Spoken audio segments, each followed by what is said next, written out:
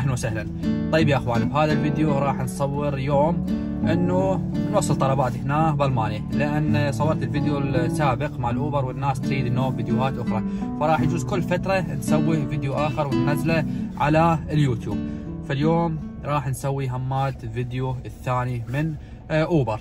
قبل ما نطلع ندخل على التليفون هنا، وبعدها نفوت على التطبيق هذا مالت اوبر ونفتح هذا.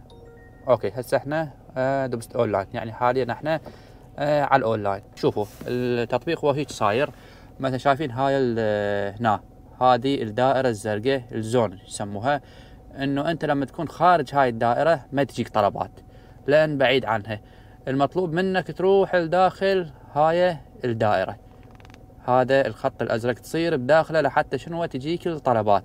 فانا المنطقه اللي ساكن بيها هذه هنا، انا هنا ساكن مثلا، اوكي، وهذه هي المنطقه اللي بيها الشغل، هاي هنا هاي داخل الدائره. فحاليا نطلع من هنا نروح الى داخل المنطقه هاي داخل الدائره لحتى تجي طلبات، وافضل شيء تكون بالنص هنا، لان النص هي اللي يجيك بيه الطلبات، اما الاطراف تجي طلبات قليله، بس يعني مهما يكون يجيك بيه.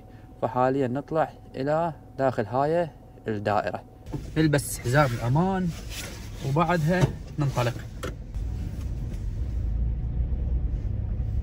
حاليا الساعة ب11:35 الصبح، فنطلع منا ناخذ الطريق السريع اللي هو يسموه 76، ناخذه لحتى ننزل الى المدينة الاخرى نروح لها. تبعد منا تقريبا 6 كيلوات، هيك 6 كيلوات الى 7.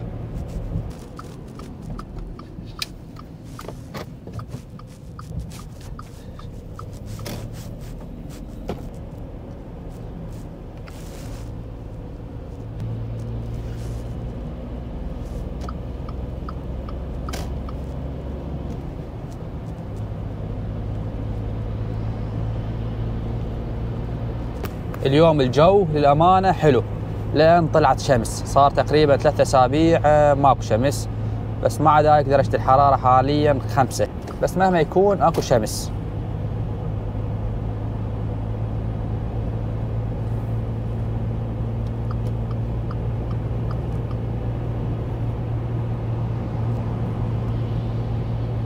اما هاي اللي هي وسط المدينة اللي احنا بيها حاليا، هناك لي قدام على يسارنا اللي هو محطة القطارات، وعلى اليمين اللي هو الميناء. هذا تشوفون ذيك الباخرة القدام، ما اعرف تبين وياكم او لا. طبعا هو ميناء صغير يعني مو كلش كبير، ميناء ضخم مثل ميناء هامبورغ او غيرها لا.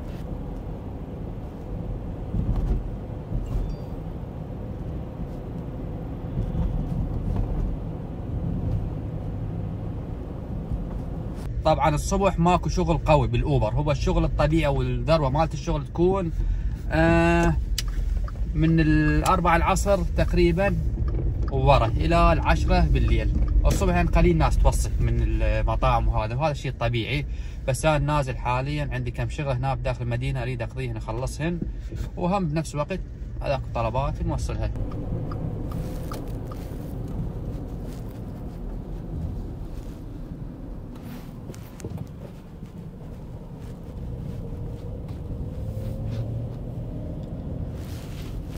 هنا لازم نشوف لنا مكان نصف بيه السيارة، وهذا أكثر شيء يضوج هنا، لأن عدد السيارات شيء مو طبيعي، فصعب إنك تلقى مكان تقدر تصف بيه السيارة مالتك. فإحنا شو نسوي؟ نفوت منا يمين، وهذا شارع مرات نلقى بيه مكان نصف بيه السيارة.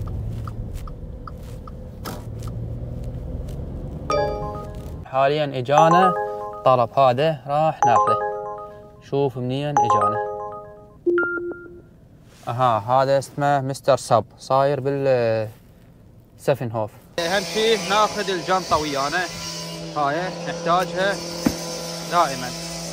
فالطلب مالتنا صاير بداخل هذا المول، نفوت لي جوا لحتى ناخذه.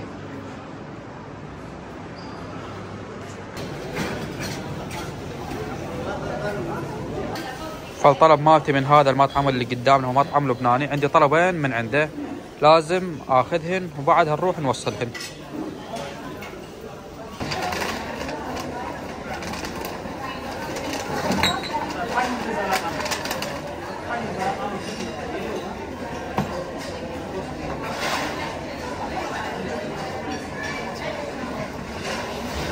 اخذنا الطلبات حاليا نروح نوصل. اول طلب يعد منا كيلو 700 متر، بعدها نروح نوصل الطلب الاخر. سده ونطلع.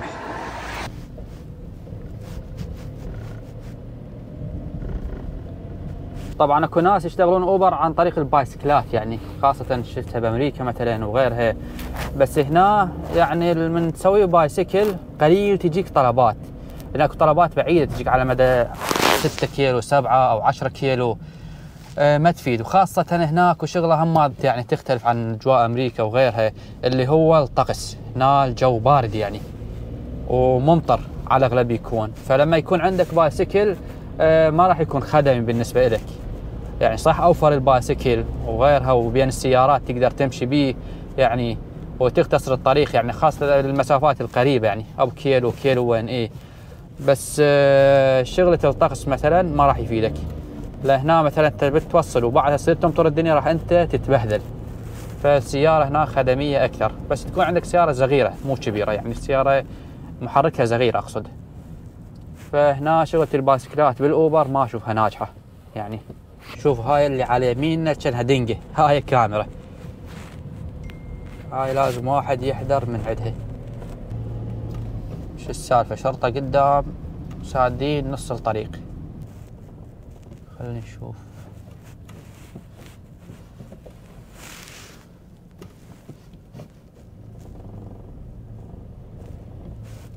ممنوع الدخلة فقط هنا، بس الخروج عادي. خلينا نطلع احنا قبل ناخذ الجنطة ونروح نوديها. طبعا هنا بدون جنطة يعني يسوك مشاكل، لأن يقولك انت الأكل قاعد توصله بارد. هذا صاحبنا دق عليه الجرس لحتى يفتح لنا الباب، ننتظر.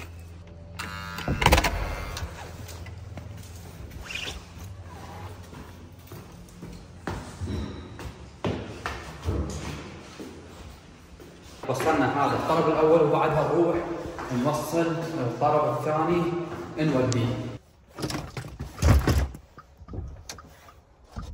صاحب الطلب هاي البناية، ندق الجرس عليه مارتين نويمان هذا.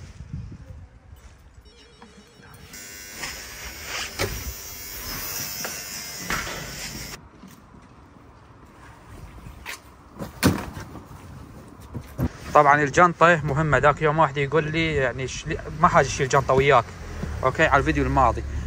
اكو اشخاص بطلوهم او يعني طلعوهم من الاب بسبب انه ما يشيل الجنطة، لان اهل المطاعم يشتكون عليك لما ما تشيل الجنطة. ليش؟ هنا جو بالي يقول لك لما ما تحط الاكل بالجنطة وتوديه للزبون راح يوصله الطلب مالته والاكل بارد. فهاي الجنطة بها ميزة انها تحافظ على الحرارة لاطول درجة ممكنة، فكلش مهمة لازم تشيلها وياك. هنا اذا ما تحط فيها الاكل اثناء الطريق راح يبرد.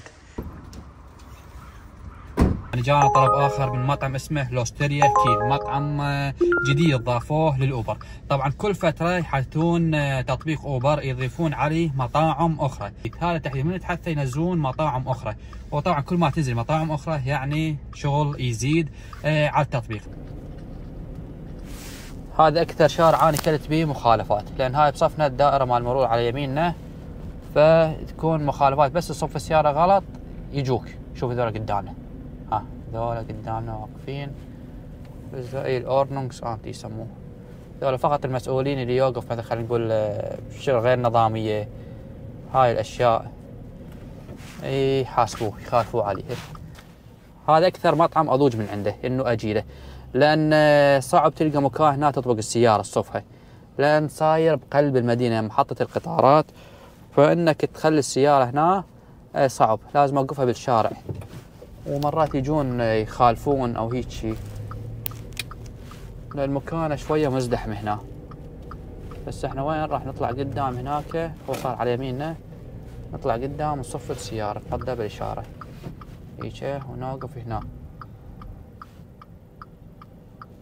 روح ابو السمارت روح، احلى شيء هالسمارت، صفها بجيبك اذا ماكو مكان.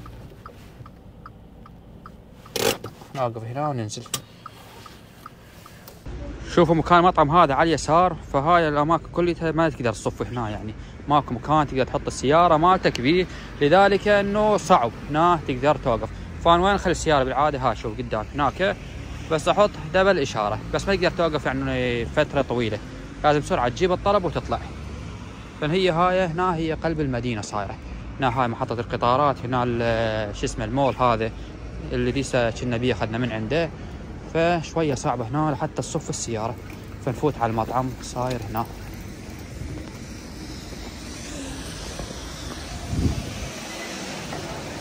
فعندنا هذا الطلب ناخذه اللي هو البيتزا، بس المشكله هنا بهذا المطعم انه الكراتين مال البيتزا مالته اكبر من الجنطه مالتي، فنضوج لحتى اقدر احطهن ما بالجنطه، فحاول شنو نفتحها من فوق.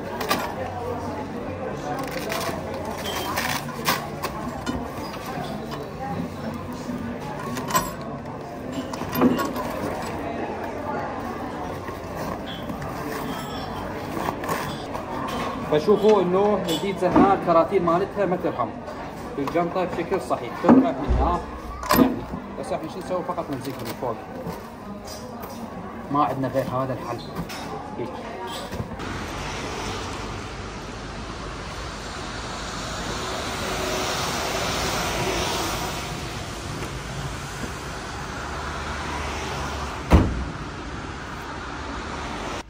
طبعا هذا الطلب يبعد منا كيلو 300 متر، ما اعرف طلبات شو اليوم مو كلش بعيده، يعني بكيلو وين كيلو وين ونص اقصى شيء اعتقد اخذناه، بس يلا احسن من ماكو، فنطلع نوديه. الان اذن العصر، حدنا الساعه بالواحدة و47 دقيقه اذن العصر هنا. طبعا هذا الفيديو راح اصوره على عده ايام، يعني تقريبا جوز 3 ايام يومين 3 هيك، مو بيوم واحد. السبب لانه النهار هنا كلش قصير، فما لحق اصور بفيديو واحد، لذلك راح نسوي عده ايام وبعدها نجمعه وننزله مره واحده. فصاحبنا صار هنا بنايه رقم 15 صاير قدامنا على بعد النوم شغله 20 متر. وين صاير 15 هاي 15.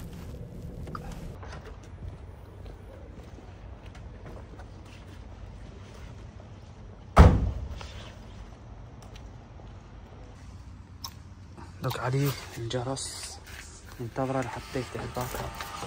هذا من جوا. عفوا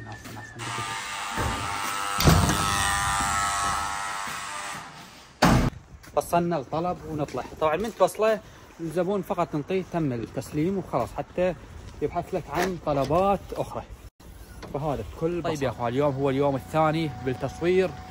اليوم طبعا هو يوم الاحد، لذلك راح تكون اغلب الشوارع فارغه، اوكي، لان الاحد هنا هو مقبره يصير. فناخذ السياره وبعدها نطلع. طبعا شغلت حتى شويه تحمل السبب الجو بارد. درجه الحراره اليوم هي 1، مع العلم احنا بعدنا ما فتنا بشهر 12 ولا حتى شهر الواحد، فتخيلوا. لذلك الجو والله كلش بارد يعني للامانه. حاليا رجعنا لوسط المدينه مثل البارحه لما جينا لوسط المدينه، الان هماتي جينا رجعنا هنا لحتى نحصل طلبات اكثر. بس نروح على المكان اللي هو قلب المدينه يكون. طبعا هذا الشارع وهذا اللي امامنا هو اللي بيه اكثر شيء المطاعم مثلا الكافيهات، وهذا الشيء تجي من عند الطلبات اسمه هولت النوش غاسه. طبعا الشارع طوله تقريبا هذا شيء 4 كيلوات هيك، وهذا همات يعني يعتبر تقريبا اغلى شارع من حيث السكن اللي بيه، الشقة السكنية اللي موجودة بيه هي أغلى شيء بهذا الشارع، لأن يعتبر قلب المدينة وتحته كل الماركات والمحلات وهذا الشيء، يعني شارع كلش حيوي. حاليا اجانا طلبين من مطعم اسمه هوي ان رستوران، اعتقد مطعم فيتنامي هيجي هذا، يعني مو بعيد منا، فنروح ناخذ الطلب من عنده ونوصله. طلب من عنده والثاني ما اعرف همات من عنده او غيره ما ادري، بس اول شيء ناخذ الطلب الاول لازم لحتى نعرف الطلب الثاني. المطعم يبعد منا 700 متر، فنروح ناخذ الطلب من عنده.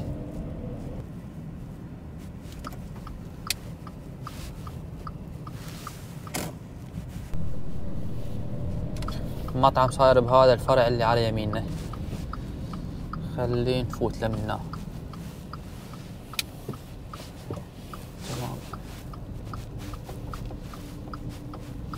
هذا صاير هذا على اليمين، بس لازم نصف السيارة هنا وبعدها ننزل له.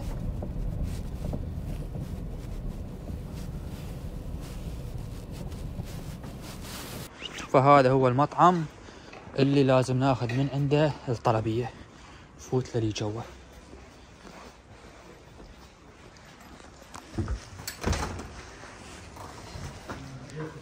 هذه الطلبية اخذناها من عنده.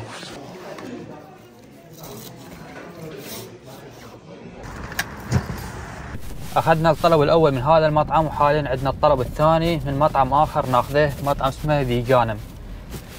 مو بعيد، ذاك عالركن صاير، شو ما اعرف يبين وياكم او لا، بس صار هناك عالركن. لازم نفوت منه، بس تمشي ما يكون اكو شرطه، لان فوتتنا راح تكون نوعا ما مخالفه. هاي منه تمام، ماكو شرطه نفوت. اوكي، لان دا اروح من هناك برا طويله راح تكون كلش. فالمطعم الثاني هو هذا اللي لازم ناخذ من عنده.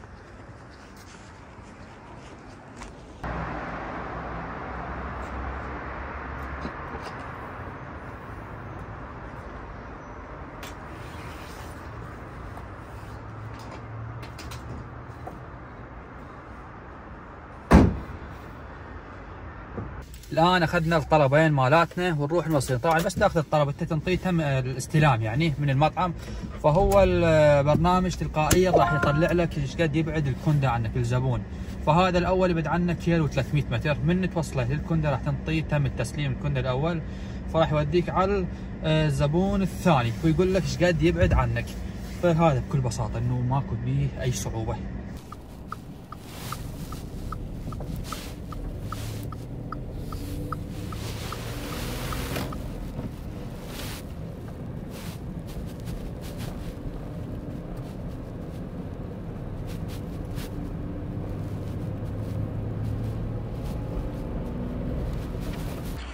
فهاي البناية اللي احنا جايلها رقم 62.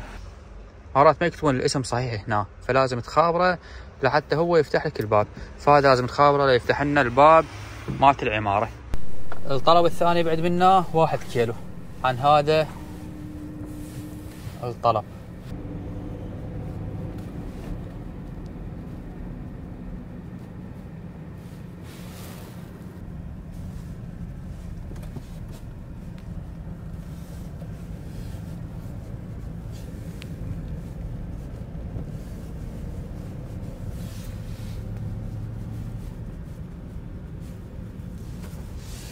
طبعا الطلب جايبه لهاي البناية، بس قاعد ادور المدخل مالتها ماكو، يعني منا ماكو مدخل، بس اعتقد يجوز على الشارع، من هناك نفوت يسار فيكون المدخل من الشارع الاخر فنروح له. نعم المدخل من الخلف صاير عليها، فندق الجرس على صاحبنا نومان اسمه هو هذا.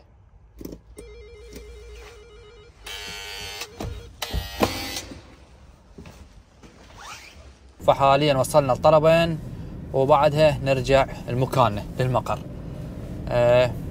داخل المدينة. هو احنا بعدنا بداخل المدينة، بس يعني شلون ذاك المكان اللي نوقف بيه احنا هو اكثر مكان يجي بيه طلبات، لان صاير خلينا نقول شلون وسط المطاعم صاير هيك، يعني كل المطاعم تصير حواليك فتكون انت قريب عليهم كليتهم.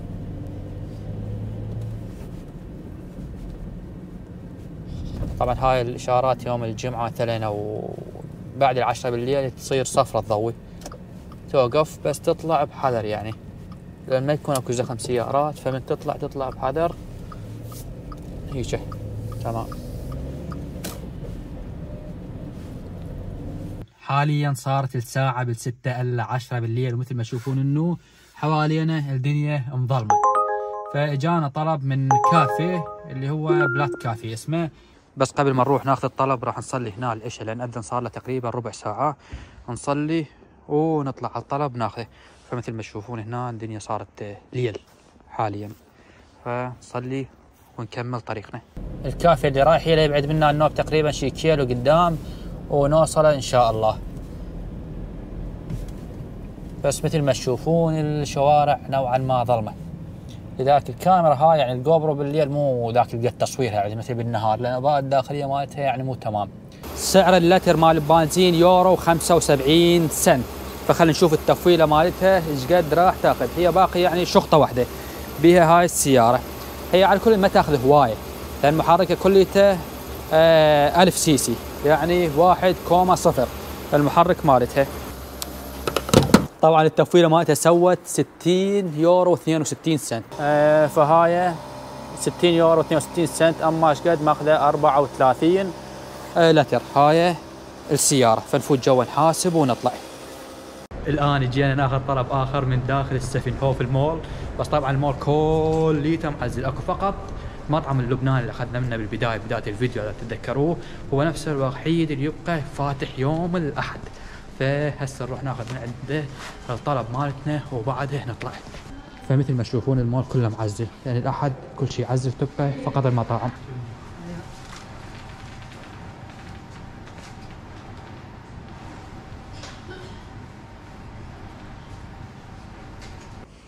هاي الجايبين الطلب، هذه العمارة اللي قدامنا. فناخذ الطلب نودي اياه. مثل ما تشوفون احنا صافين سيارة هناك، هذا خط مال باسكلات، فهذا ما يحق لك الصف عليه. يعني الصف على مال السيارات هناك اوكي، بس هذا الخط اللي منه ما يحق لك. ليش؟ لان هذا مال يمر عليه باسكلات. اوكي، فانت توقف لازم حدك الى هذا الخط. هنا توقف، هنا ما يحق لك. لحتى اذا اجى بايسكل هنا يكون الطريق قدامه مفتوح ما تعيقه.